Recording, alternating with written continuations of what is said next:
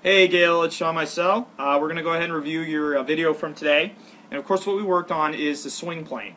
And what the swing plane is the angle of attack from your downswing to the impact moment with the golf ball. So what we learned from today is every golf club is going to have a slightly different swing plane. They're not all going to be the same. They're going to have slight differences, and what we're trying to do is basically, as I try to attempt to erase this board, there we go, we try to find each one. Now that's kind of the bad news about this. The good news is fortunately, the variances between each club are not super great. They're actually fairly minute, but just enough where they count for something. So how do we set this up? Okay, how do we try to find this plane? Well, we know that first of all, there's basically three planes, okay? And those are basically steep, or when we come in too upright. That's usually when we hit behind the ball. On, which is when we hit the ball clean.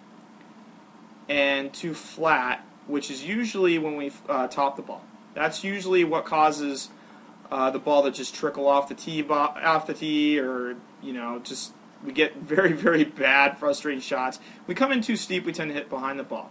So we need to know what each plane is and how it interacts with the golf ball. Now what we do to try to keep that on plane, since we used a one plane technique, alright, one plane, is really simple moves. So what we do is when we take our backswing, we roll the left arm over the right. Okay?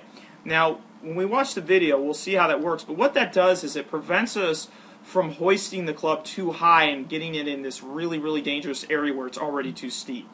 The next thing that we do is basically we find our right side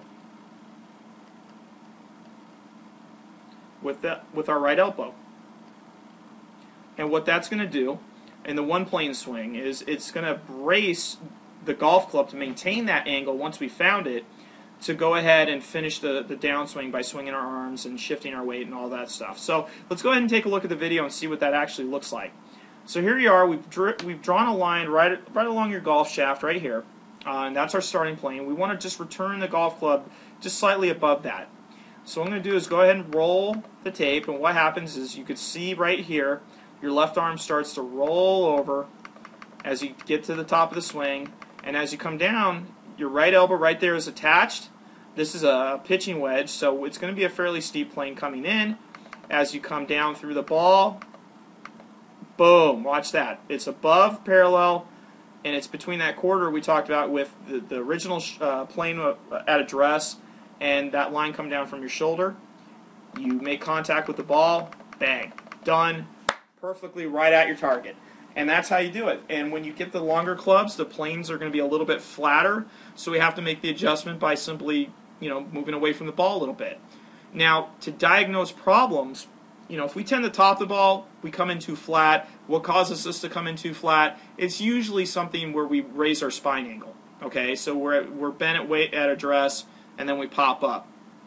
If we miss the ball and we hit behind it, normally what happens is we come in too steep, and it's usually a situation where you either are too close to the ball, it could be that you're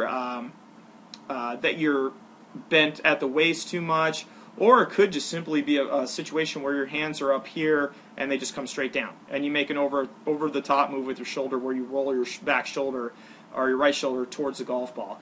Other than that, great job, and that's really how you keep the club on plane.